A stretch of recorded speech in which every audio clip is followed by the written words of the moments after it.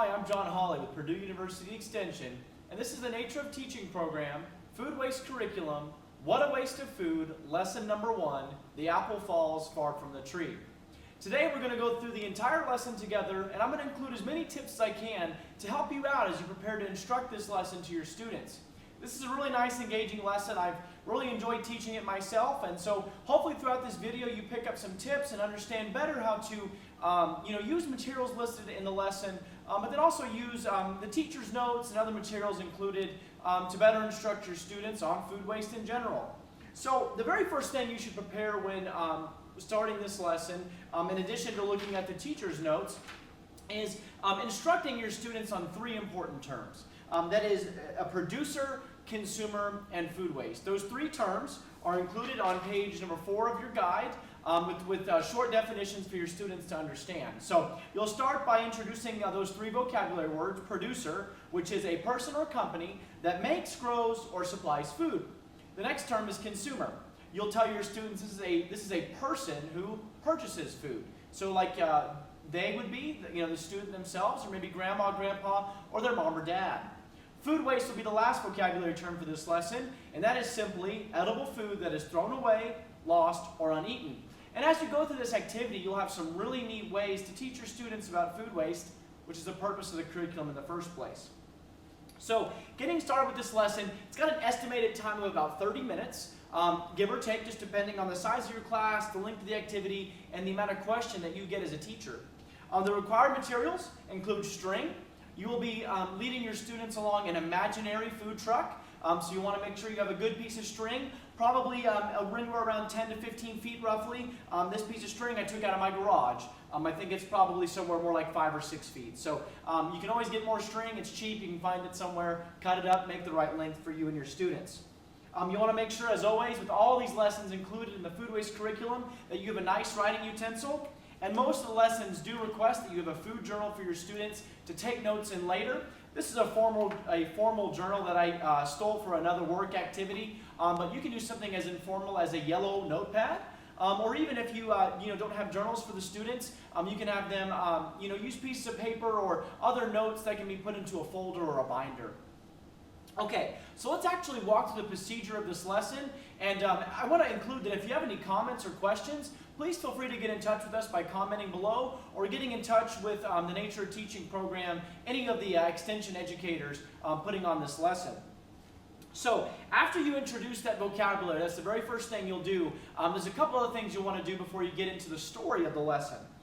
So before beginning the activity, make sure you calculate the number of students you have sitting at each of your stations. So this lesson is going to walk your students through food waste from production all the way to the consumer, with 3 steps in between there. So you want to know, if you have a certain class size, how many students to leave at each station.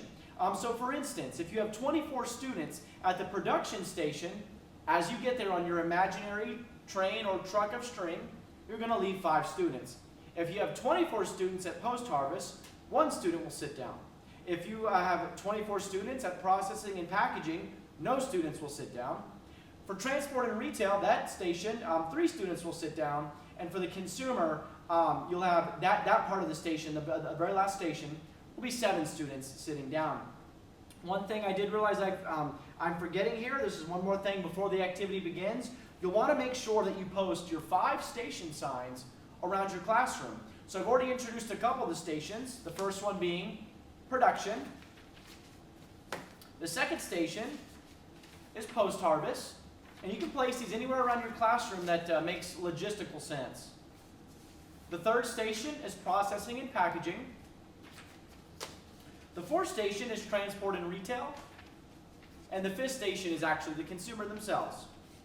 So all of these steps, as you're going through the lesson, will correlate with the story itself. So you'll have 5 pieces of paper that correlate with the stations that, as you're teaching your students this lesson, you can read aloud, production. And we'll actually go through these here in just a second. Don't want to get ahead of myself there. So the great thing about, as you'll see in the teaching guide, whether you're teaching a 2nd or 3rd grade class or a 4th or 5th grade class, there's a very set lesson for both of those groups. So for 2nd, 3rd grade, but also 4th and 5th, you're going to go through steps 1 through 8 And then if you have a 4th and 5th graders, you'll have 3 additional extension activities at the very end. But let's go ahead and get started with the activities. So you'll really want to kick this off by explaining to your students that apples that are going from an orchard are going on an adventure with you as the food truck driver with the string and the imaginary food truck. But along the way, and that's the whole point of the food waste lesson, some of the food is lost. Part of the way we're going to teach the math in this lesson is by drawing a fictionary apple pie. So I've done a little mock-up. Please don't make fun of my artistic skills here. I'm just an agricultural educator. But you'll actually walk your students through with probably a much larger pie on your whiteboard. And as you go through the lesson, you can add more and more parts of the pie that have actually been lost. There's a nice picture of some of this in your teaching guide here. You can see right there, it'll show you how much of the pie is lost as you go through the lesson. So yeah, you just kind of put up on the board like that, and as you go through percentages of the food being lost at each station, you can erase the pie, and it's a great way to teach those students, that maybe haven't had that experience in an orchard or don't really understand in the first place food waste. Hey, I'm connecting it. I love apple pie. I don't want to lose my apple pie. So let's walk through the activity. You start with drawing that complete apple on the board, keep erasing it as I said. And then you can divide that chart into as many slices as you have students. So, every student wants a slice of pie. So if you've got 20, 24 students, divide it by the number of students you do have. So, step 4, have the students bring their food journals, bound construction paper, folders, or binders with loose leaf paper, as I mentioned. That also works. Make sure they have their writing utensil, and then line them up and have them hold on to the string as you are going to be the fictionary food truck. You will be the driver, so you'll start at the very beginning with the string. So you're going to go from station to station. So you've got these signs posted all around your classroom, and you are leading the students through the different production cycles in the food system. So as you go through each part of that food system, the 5 steps I've introduced, you're going to read off how many apples are lost along the way. So this is a pretty simple part. You take your fictionary food truck all the way to the station, and you read production, station 1. 20 of 100 apples are lost here. Then you read the reasons why. I'm not going to read those just for the sake of the lesson, but that is included in your guide.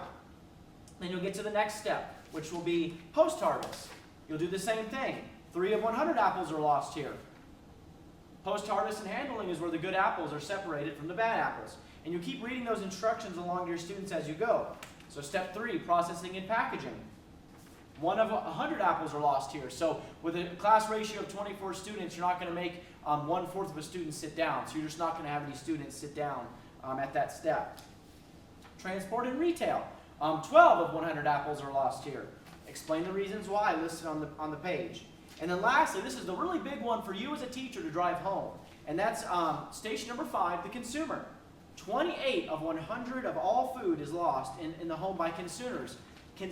It's not just an apple producer's problem. So you're going to read that off there. That is the core of the activity. Now, as you go, you're going to have students sit down. So it's like the imaginary food truck. They are the apples. So they are falling off the tree. The apple falls far from the tree. So as those students sit down, they're going to be able to physically visualize what is lost in the food production cycle, where that food waste is actually coming from. Step 6, now you're going to actually, I kind of just answered that. So you're going to repeat steps 5 and 6 till you get to the end. Kind of as you're done with all the 5 production steps, you're going to have the students look at the apple pie chart to see how much is actually left. So you're going to go back up to the board and have maybe a student volunteer erase part of the apple chart. And then once you see that only so much of your apple pie chart is left, that's where you can drive that message home of, hey, we want to reduce food waste, and really just about 1/3 of our apple pie is left just by wasting food. Who wants to go with that apple pie? At that point, all your students are probably going to exclaim, no, not me, I want my pie. That's the whole drive home message of the lesson is, let's waste as little food as possible. And then guide students in their journals by making bar graphs, maybe adding a couple other math problems if you like, because they correlate very well with fractions and things like that. And that's a really nice way to sum up the grade 2 through 3 activity. Now, if you have a 4th or 5th grade class, there's a few extra steps you can take to go along the journey. So perform those 8 steps we already talked about, but then, going back to the fractions I just mentioned, have the students calculate the total fraction of wasted apples from the orchard to the home. Then have the students calculate the total fraction of apples remaining after food waste. So those are a couple of nice additional activities for those 4th and 5th grade students to take part in. So just to review, this is what you're going to review with your students as well. Here's a few questions to ask. What were some of the reasons that apples were wasted at each step? Those things are listed on this part of the guide. Where did most of the food waste occur? Was this surprising? So the students should at that point focus on, wow, am I wasting a lot at home? And then you can talk about measures to prevent that, which are also included in your teacher's notes. There's some nice references there. Ask them if they waste fruits and vegetables, and don't shame them. And of course, I don't think you're going to, but tell them, hey, it happens sometimes, but here's some better strategies for preventing that food from going bad. And then lastly, what are some ways, as I'm kind of alluding to reduce food waste at home? So that is lesson number 1 in the What a Waste of Food portion of the Nature of Teaching Food Waste curriculum. As a reminder, my name is John Hawley with Purdue Extension, and we hope that you continue to watch these video series, both the sneak peeks and today's full preview, and we wish you the best of luck in teaching your lessons.